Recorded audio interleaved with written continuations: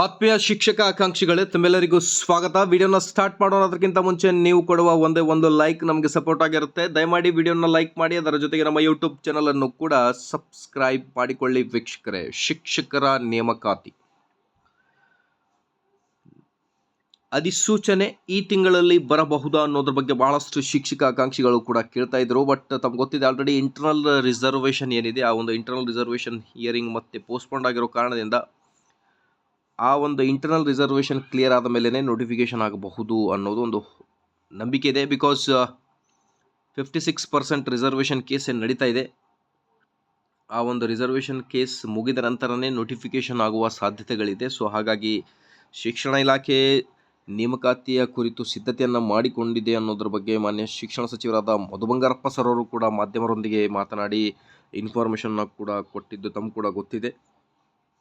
So ಹಾಗಾಗಿ ಈಗ ನೇಮಕಾತಿ ವಿಚಾರಕ್ಕೆ ಬಂದರೆ PST ಆಗಲಿ, GPSTR ಆಗಲಿ ಅಥವಾ HSTR ಆಗಲಿ, ಎಲ್ಲ ನೇಮಕಾತಿಗಳು HK ಮತ್ತು ನಾನ್ HK ಎರಡು ವಿಭಾಗಗಳಲ್ಲಿಯೂ ಕೂಡ ಆಗಬಹುದು. ಸೊ ಕಲ್ಯಾಣ ಕರ್ನಾಟಕ ಭಾಗಕ್ಕೆ ನಾವು ಆದಷ್ಟು ಬೇಗ ಶಿಕ್ಷಕರ ನೇಮಕಾತಿಯನ್ನು ಮಾಡ್ತೀವಿ ಅನ್ನೋದ್ರ ಬಗ್ಗೆ ಕೂಡ ಮಾನ್ಯ ಶಿಕ್ಷಣ ಸಚಿವರು ಕೂಡ ಮಾಹಿತಿಯನ್ನು ನೀಡ್ತಾ ಇದ್ದರು. ಸೊ ಹಾಗಾಗಿ ನಾನ್ HK ಸ್ಟೂಡೆಂಟ್ಸ್ ಕೂಡ ಕೇಳ್ತಾ ಇದ್ರು, HK ವಿಭಾಗಕ್ಕೆ ಮಾತ್ರ ನೇಮಕಾತಿ ಆಗುತ್ತಾ ಅನ್ನೋದ್ರ ಬಗ್ಗೆ. HK ಮತ್ತು ನಾನ್ HK ಎರಡು ವಿಭಾಗಕ್ಕೂ ಕೂಡ ನೇಮಕಾತಿ ಆಗುತ್ತೆ.